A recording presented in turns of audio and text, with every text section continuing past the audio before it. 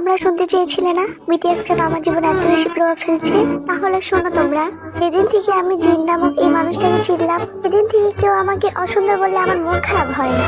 কারণ জিন অপ্পা শিখিয়েছে হাজারটা সৌন্দর্যের মধ্যে নিজেকে খুঁজে নেওয়া। এখন আমি হাজারটা সৌন্দর্যের মধ্যে নিজেকেই সুন্দর ভাবি।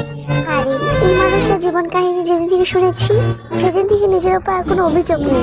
মানুষটা আমাকে আত্মবিশ্বাসী হতে শিখিয়েছে। এই মানুষটা আমাকে শিখিয়েছে ইচ্ছে থাকলে উপায় হয়। ও বলেছিল পরিস্থিতি যখন কঠিন হয়ে যায় তখন একটু এগিয়ে ভাবো, তুমি চেষ্টা করলে পারবেই। এই জীবন জামক নামক মানুষটাকে যেদিন থেকে আমি ভালোবাসতে শিখেছি, সেদিন থেকে রাস্তায় কেউ পিছন থেকে শেষ বাজালে আমি ফিরে যাইনি।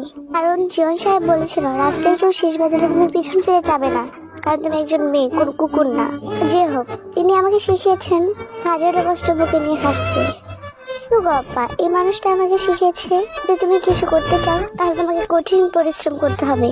জিমিন এই মানুষটা আমাকে কিভাবে মানুষকে ভালোবাসতে হয় তা শিখিয়েছে। কি বলবো, কাউকে ভালো না বাসতে পারলে তাদের সম্পর্কে খারাপ কিছু বলবেন না।